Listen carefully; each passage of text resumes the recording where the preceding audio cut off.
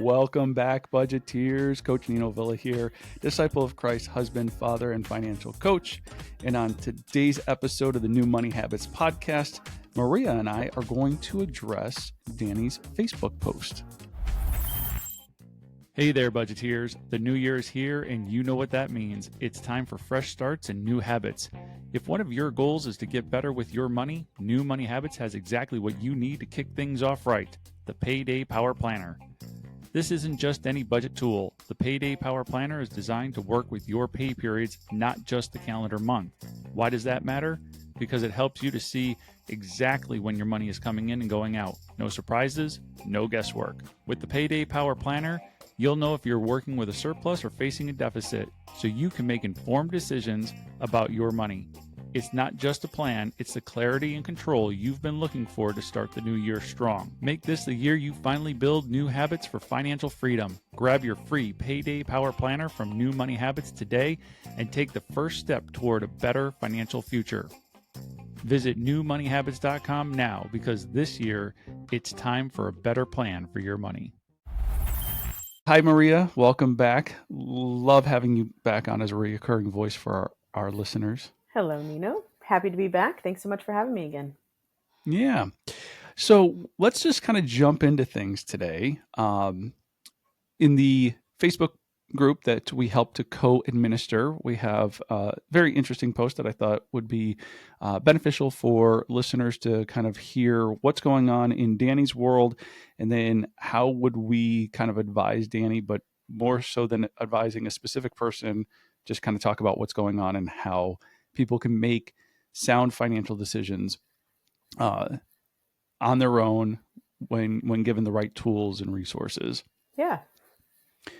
So Danny is one of our top contributors, and she posted about a windfall that her and her husband have come into. It's $16,000. They are married. They have 3 children, and they're in their 20s. They are currently renters who would like to buy a home. And here's where it gets really good. Keep in mind, mid-20s, okay? Mm-hmm. They have $8,000 saved.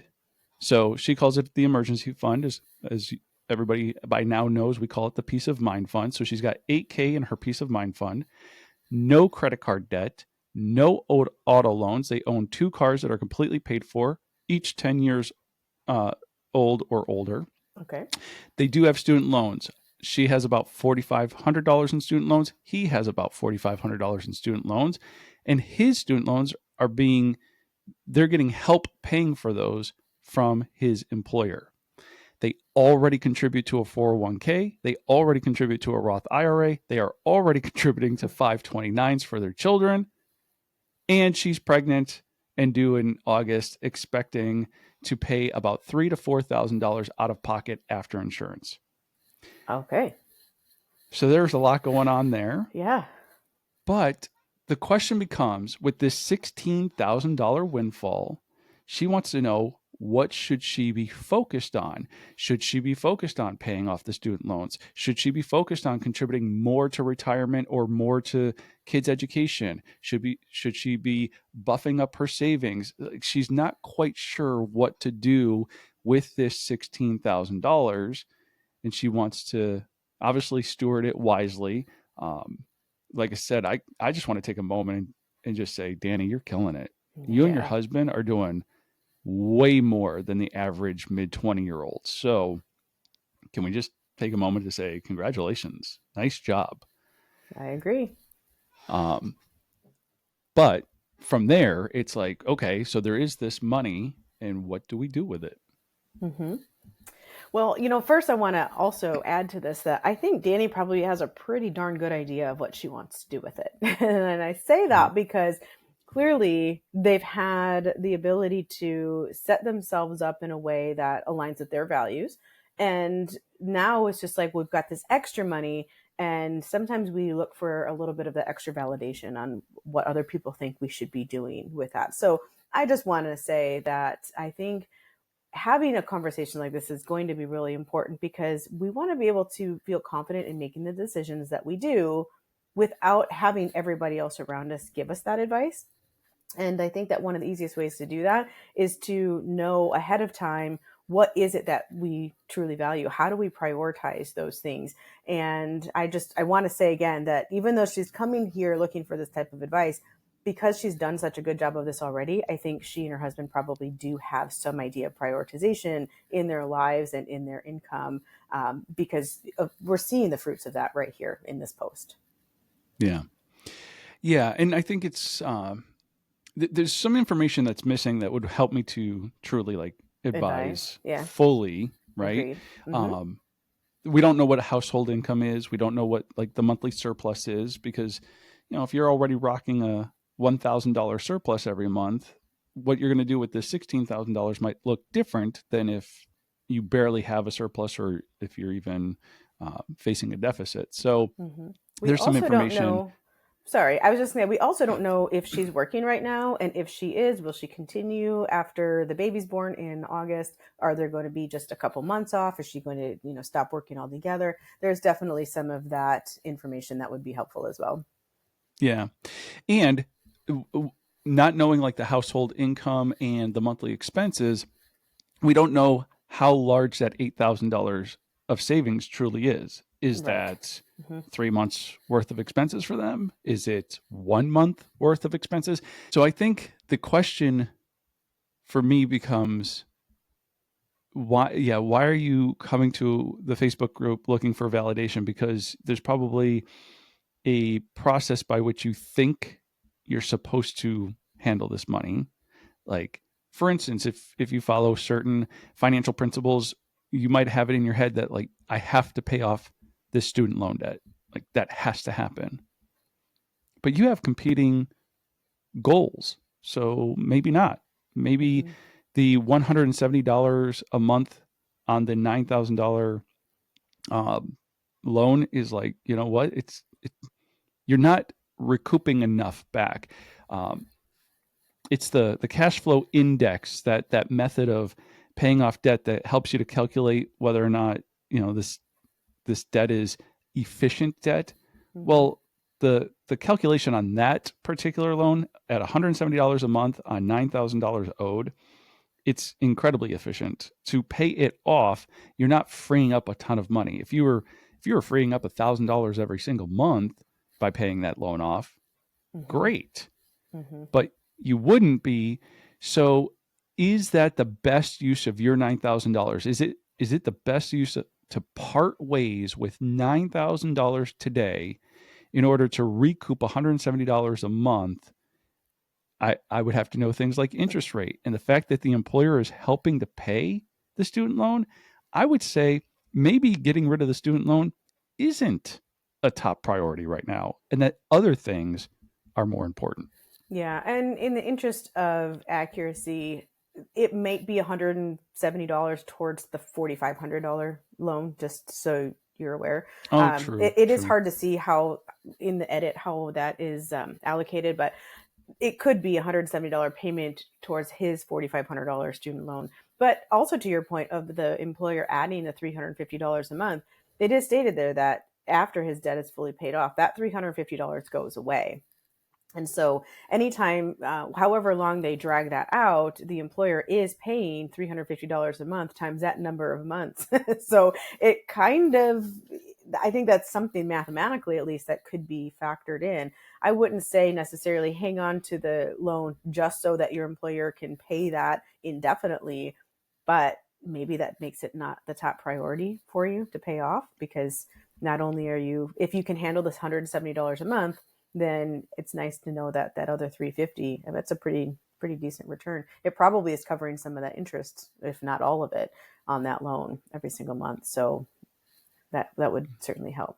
But I think also to your point, Nino, there's a lot of information that we don't really know yet. But if you were to make a couple assumptions that there is a positive cash flow and Mm-hmm. maybe there is some surplus every month because they clearly have been putting some of this stuff towards extra stuff. And maybe we'll make the assumption that after the baby's born, there's not a ton of change in income flow.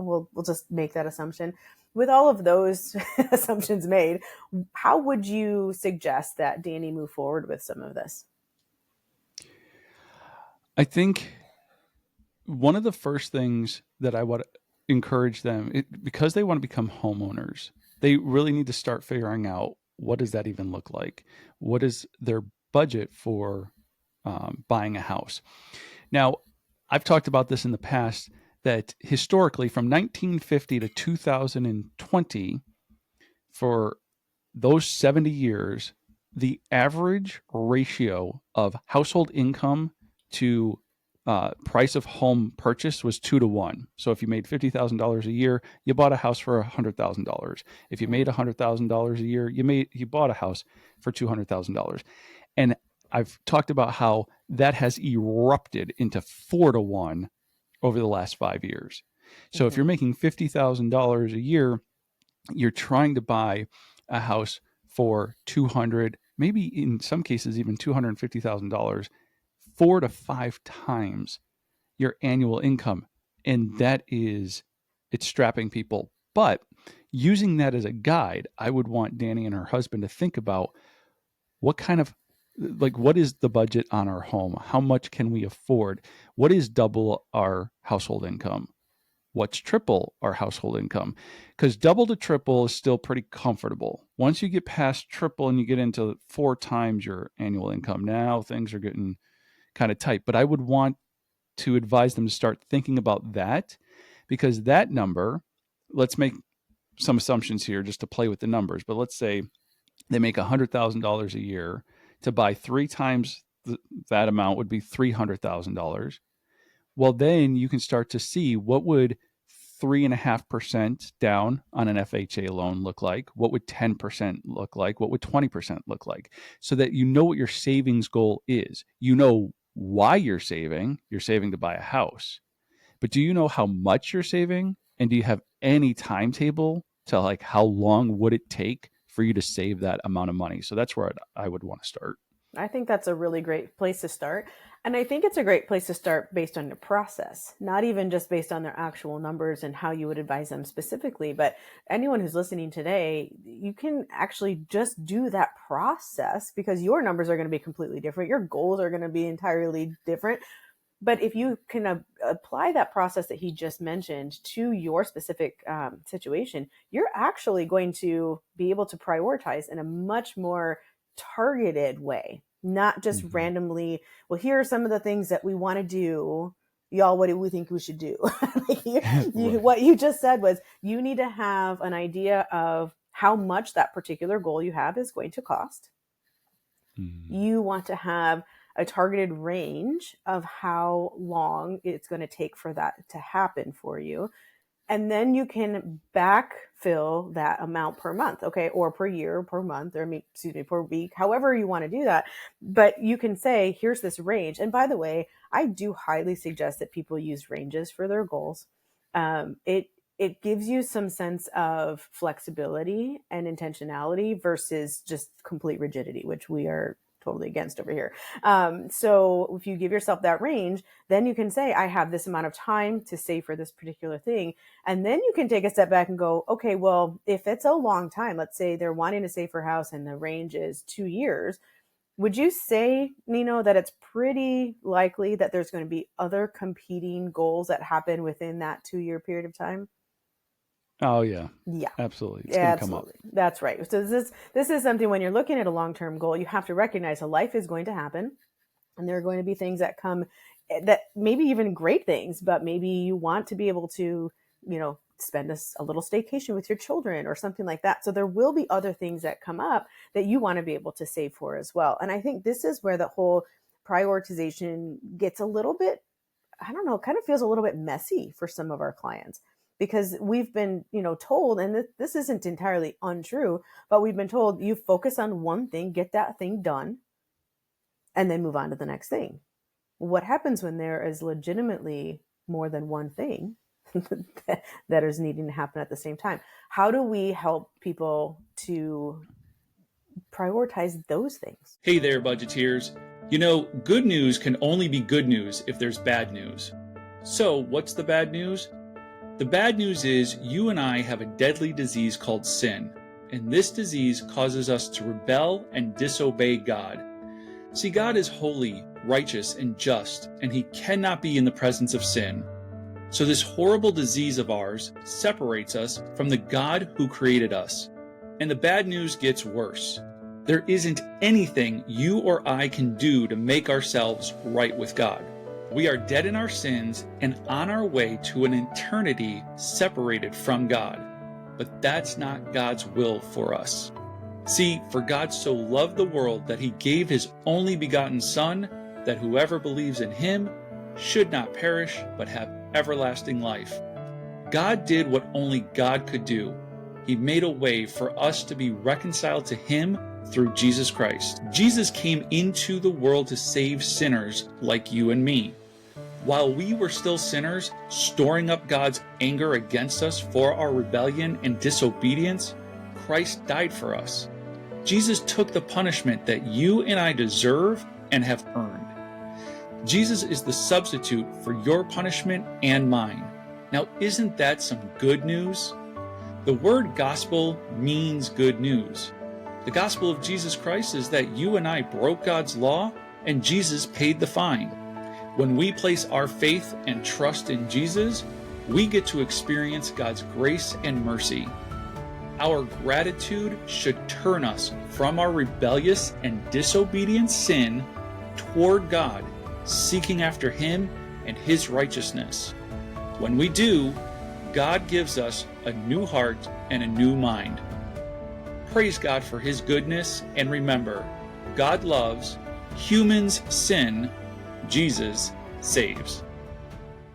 Taking Danny's example here, I would say, okay, if some of the competing priorities is I want to save for retirement and I want to save for our kids' education, which were in her list, I'd say, well, once those are baked into the regular monthly flow of things, so if you're already contributing to a 401k, and if you're already contributing monthly to, say, like a 529, well, that's already baked in. And hopefully what you've done is you've looked at your time horizon, something like, what are your kids' ages? Okay, how many years until they're 18 years old? How much do you want to have saved to contribute to their education? And how much do you have to put away every month between now and then to do that? So this goes back to what you were saying about when I know how much a goal is going to cost me. Let's say saving for my kids' education, I want to contribute $20,000. And let's say I have 10 years to do that. Well, the simple math would tell us that I need to save $2,000 a year over those 10 years to be able to contribute the $20,000. Then I can divide that $2,000 by 12 months and I can get to a number of like, that's how much I need to contribute. So if we know what our goal is going to cost us and we know the time horizon we have to save for it, we can do some simple math to say, oh, well, then I need to contribute at least this much every month. If you're already there, then what I would say is, in my personal opinion, based off of these numbers, then contributing more to your children's future education is not a priority right now because you've already baked it in. So we can take it off the list as this $16,000 doesn't need to go towards that because we've already done that. Now, if you had told me that you wanted to start, then we'd kind of run the math and figure out like how much of this $16,000 might need to be used for that. But I think you can easily eliminate that from the list of options because you're already doing it. I love that. I love that you went to an elimination versus how to prioritize that, because there's 2 points there. One is the confused mind always says no. And so if there's too many options to choose from, eventually we're just going to say, you know what, we're taking the $16,000 and we're going to go have a great vacation. Like, I don't even want to have to look at this anymore. But the other thing that I really appreciate that you said in there for our listeners is that if you already have it baked in, then you don't have to worry about it. And so if you already have some of these goals, and if you can find a way to create that new money habit where you bake it into your budget, then it's not even considered surplus anymore. There's no more worry about that windfall. Like you're actually just you're making those goals happen bit by bit, slowly but surely. And it's not even something that is affecting your everyday anymore. So I really appreciate that part of it as well. Yeah. And I think the same holds true for like the retirement contributions. Like if Mm-hmm. you're already contributing to retirement, now depending on whether or not that's a percentage into a 401k, maybe uh, you have a goal of contributing 15%. Maybe you're there. Maybe you're working up toward that.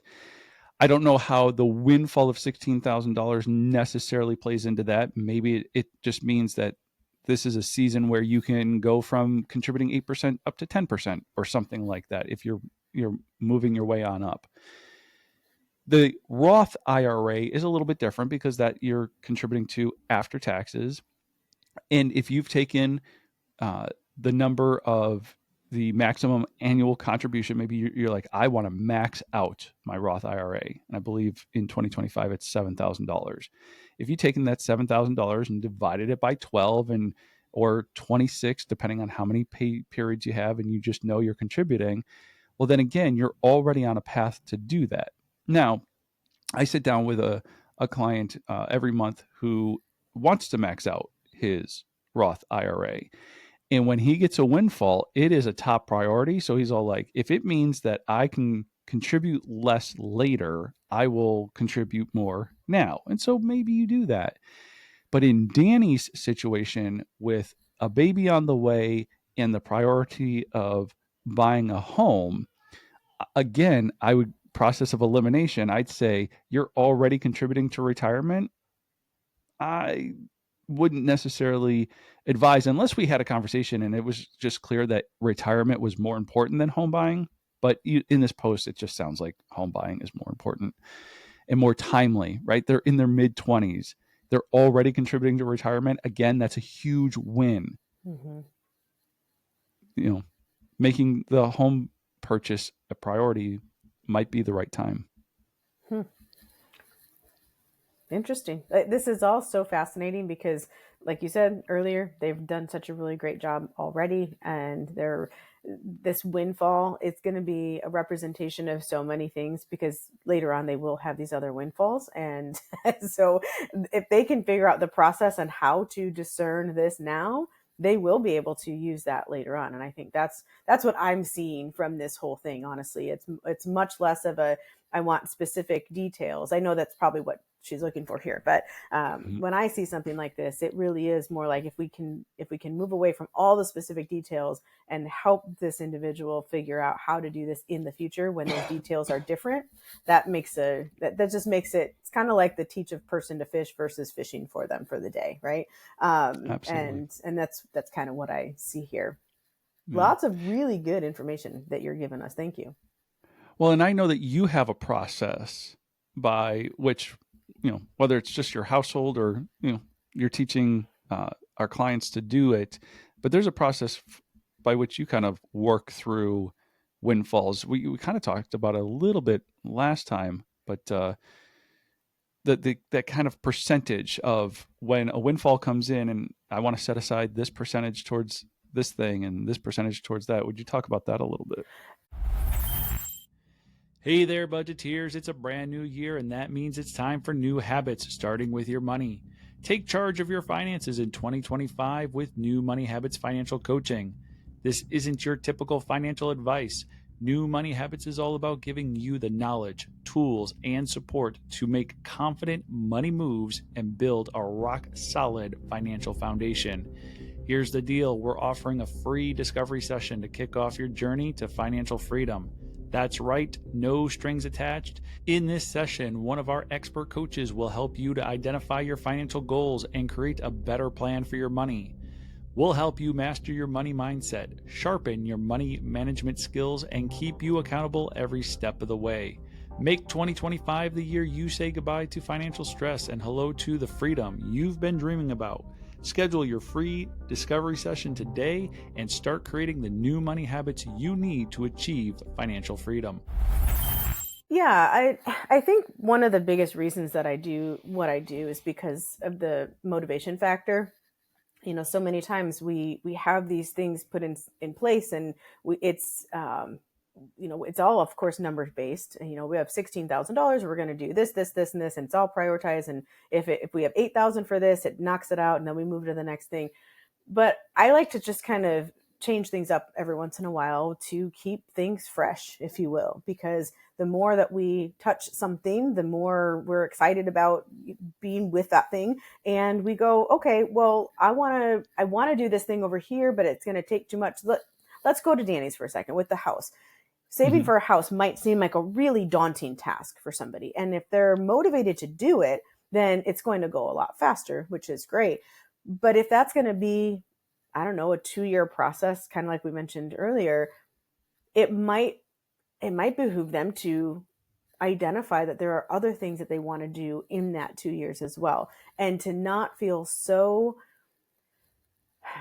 I was going to say committed, but it seems like that's the wrong word. I'll use it anyway. To seem so committed to this one goal to the detriment of others that they eventually just say, oh, is it ever going to happen? And what happens when there's either a loss of a job or the market goes so crazy that it kind of prices them out of buying a home in the next 2 years, and it makes it maybe 3 or 4 years. There's just so much discouragement that can come from some of that. And so to your question about my process is I oftentimes have people list what are some of those. I don't like going more than 5 competing priorities that you have. What are some of those things that you want to do? Now, for us, we own a home, but there are certain things that we would like to do to increase whether it's increasing the value of the home, but more likely to make it a little bit more efficient for me, or, make something that's more enjoyable for the family. And so there are these things that right now we don't have the money set aside for.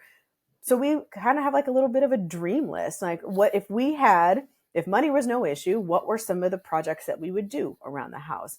And what are some of the other things? Maybe we would create a vacation for the family, and if we say we for sure want to do a vacation, okay, what does that look like? What are some of the vacations that we would like to choose from? Is it going to be something where we have to drive? Is it going to be something that we have to fly to? Is it somewhere that we need a passport for, or is it not? And just allowing ourselves to kind of have that range, like I mentioned earlier, so that if you have a range and you know that it's a priority to go on a vacation with your family, but that year you didn't save enough money to do the, passported trip to wherever you want to go, at least you have enough to go and do something and spend that time with your family. So when you asked about the percentages, that was really just saying, okay, let's say you have 3 or 4 things that you said, these are the things that we really want to work towards. As you get that surplus coming in, what percentage of your surplus do you want to add to those? And some people say, I want to do 100, 0, 0, 0, and then move that down the list.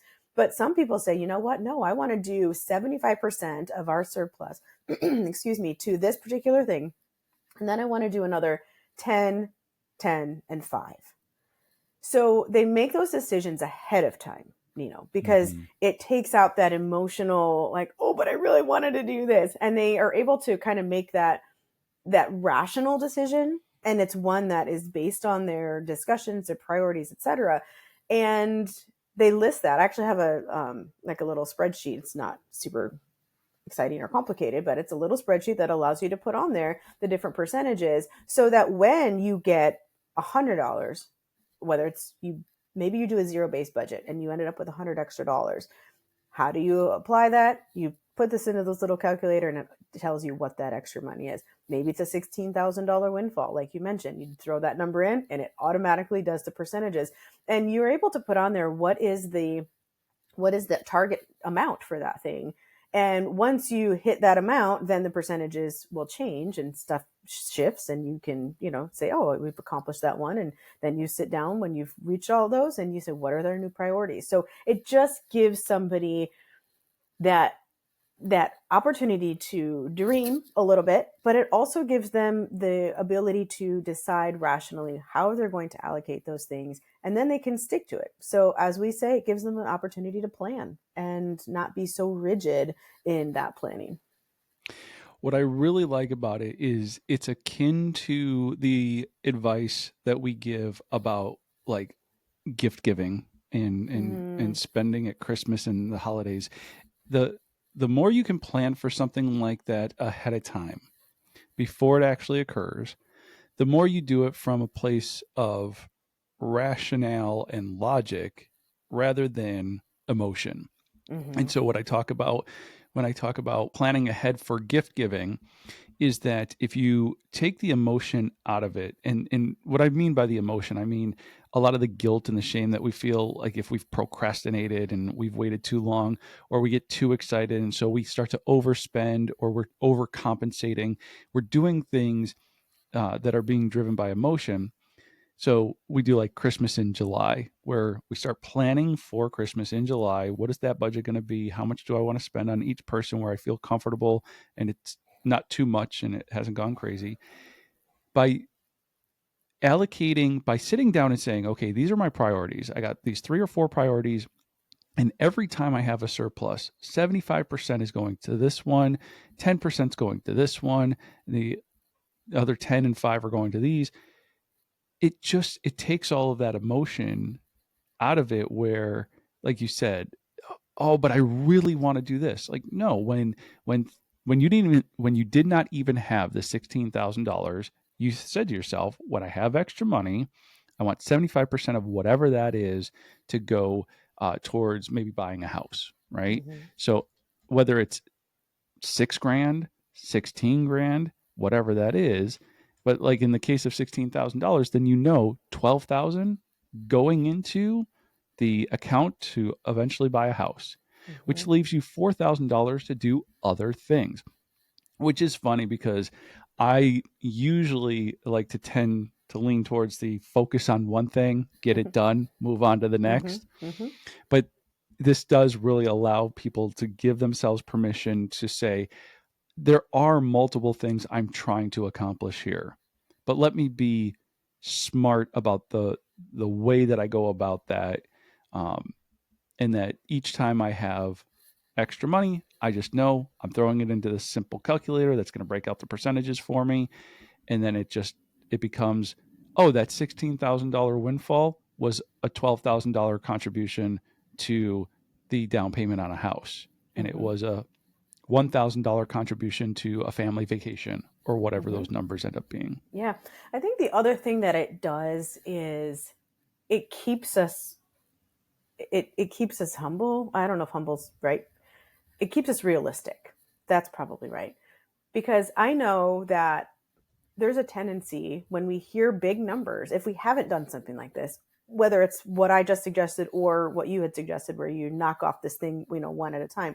But if you haven't actually sat down and figured out what do you want to do in the case of a surplus, you end up thinking that there's more than there is. What I mean by Mm-hmm. that is you're here, oh, I've got this $16,000 thing coming, and someone says, oh, I want to do this. Oh, we can do that.